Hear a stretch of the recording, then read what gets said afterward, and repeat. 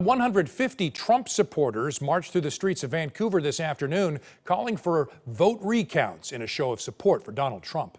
The group gathered at Esther Shore Park and marched to the I-5 bridge, where they waved at drivers. The event was called the Stop the Steal rally online, and we talked to several people at the rally that also called for a recount of the governor's race in Washington, which has already been called for Democratic Governor Jay Inslee. Adam Shetler told us he thinks that Trump could still win the presidency. He also talked to a counter-protester who showed up to support the Black Lives Matter movement for their take.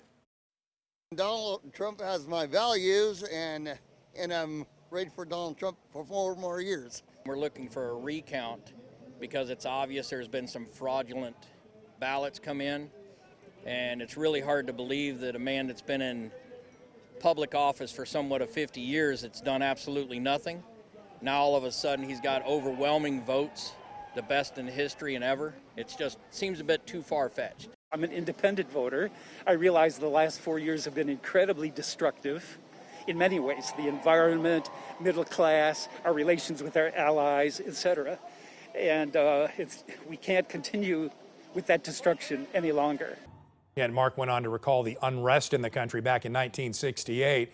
He says the country has had a long history of struggle, and he definitely sees more of that ahead. We did witness a man dump water on a woman who was playing anti-Trump music on a portable speaker.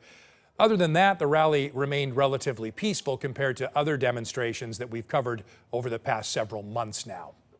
Another Stop the Steal rally in Salem today drew hundreds to the Capitol building. Our crews spoke with several people in the crowd, not only upset over the election's outcome, but also of its integrity. Some claimed outright voter fraud and criticized Oregon's vote-by-mail system, while others said the race should not be called until every single vote is counted.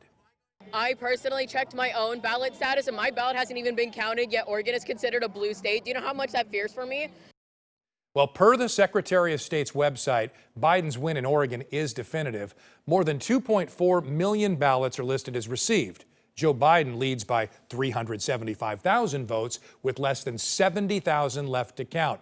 So what that means is that if every single one of those remaining votes were for President Trump, Biden still wins Oregon.